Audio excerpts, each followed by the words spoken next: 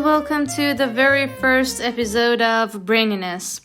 Let me take a moment to express how I'm feeling. I'm honestly feeling a mix of excitement, nervousness, and pride right now because starting something from scratch, especially something personal, which is deeply coming from your deepest thoughts and theories, always comes with fear and uncertainty. I'm still not entirely sure if launching this podcast was a good idea, but I'm doing it anyway.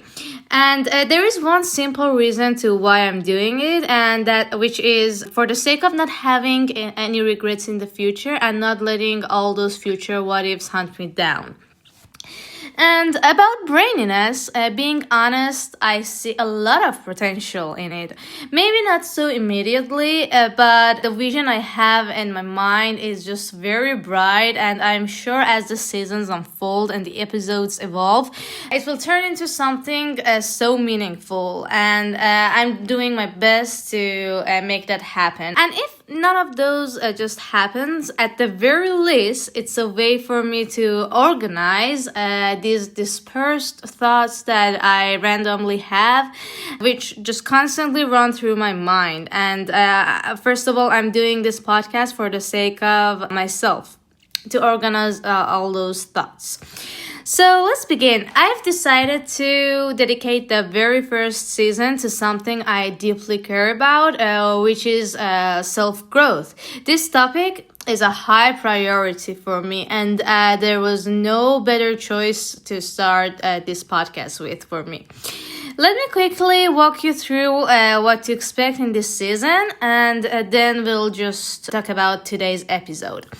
So, we're gonna start the journey of self-growth with today's episode, which is self-awareness, and in my opinion, it's the very first step toward any kind of personal growth. After that, we'll dive into episodes like identity rebuilding. And what do we mean by that? It's just not creating a completely new self, but just we're gonna learn how to question our long-held beliefs and values to see if they still align with who we truly are or not, and or do they need some changes or not. And to set meaningful challenges that help us evolve is the next step in the journey of self-growth, because you're the only person who can truly know what works for you and what your limits are and what you need to work on. After that, we'll just dive into discipline, another important episode and another important step, because no matter what you do, if you don't have a discipline in your journey, I don't really think it's gonna all work out. After that, we have resilience, we have consistency, and finally, we'll just look at the entire growth journey as a spiral, not a straight line, because growth isn't linear. So, one thing that I need to add here is that every topic I talk about is based on my own reflections and experiences.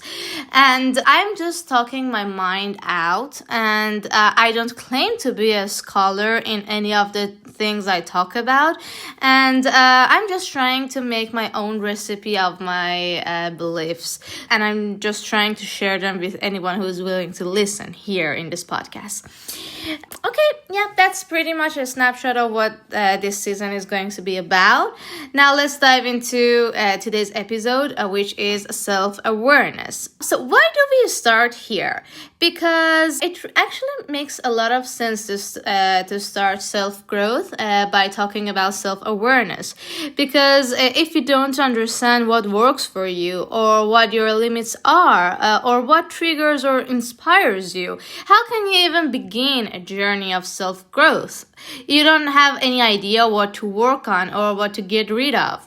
So being a self-aware person on the journey of self-growth is a high priority. I have this formula of self-awareness, which was just product of my brainstorming on this topic.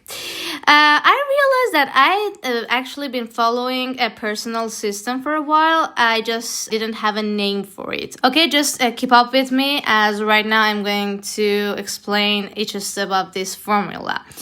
The first step in this formula is categorization. Start by identifying different aspects of your life that you want to understand better, and think of them as categories. For today's episode, I've decided to keep up with the concept of peace, and I'm going to just unfold this topic. But let me just give you another examples of other categories. Imagine you want to know your strengths, your weaknesses, your boundaries, your desires, or some concepts like procrastination, okay? These things can also be your categories, doesn't matter, okay? But today we're going to just stick with peace.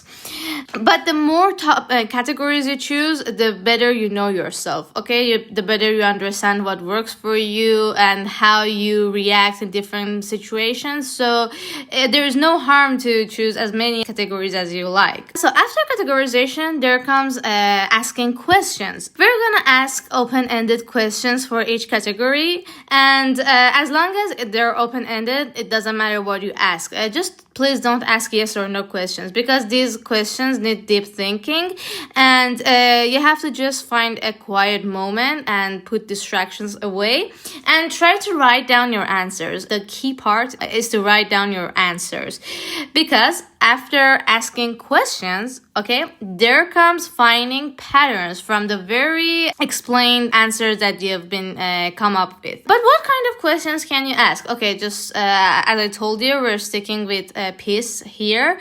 So you can come up with questions like, what promotes my peace?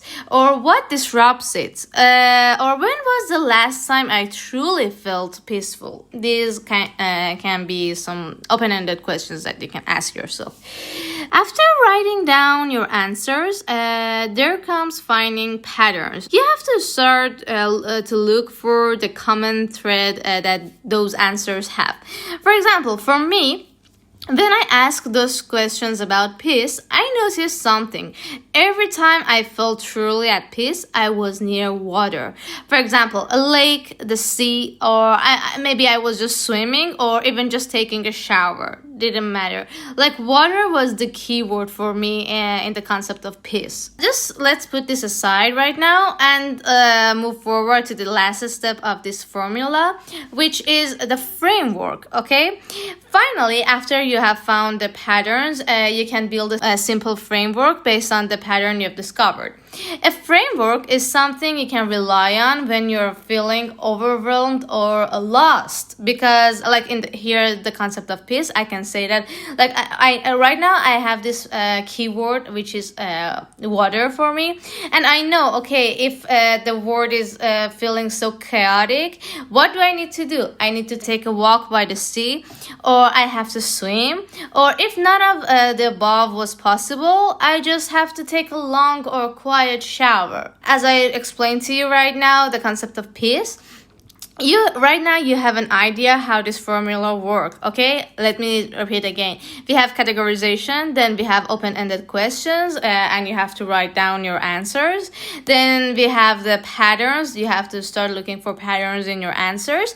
And then after all, it comes the framework. This is how it works.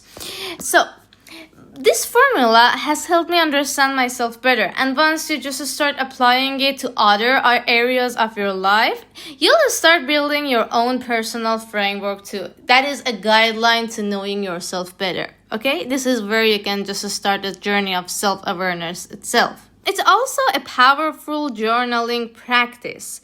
You don't need to show it to anyone, just you and your thoughts building a deeper connection with yourself. This is what this self-awareness thing is all about. It's all about you knowing yourself better. So yeah, that was my simple approach to self-awareness. I hope this episode helped you think differently about how you can explore your inner world. Just tell me if you try out the formula, which is categorization, questions, patterns, and frameworks, and let me know how it worked for you, or if you like this idea or theory of me on self-awareness, how to know yourself better. Okay, so this was pretty much self-awareness and the first episode of Braininess. This is Braininess, where we think deep and try to view things from different angles. Actually, by we right now, I mean just me. But who knows, maybe in the future guests will join. But for this season especially, I'm sure it's just going to be me sharing what I've lived and learned and thought on self-growth. Thank you for listening. I'll see you in the next episode. Until then, stay curious and think deep.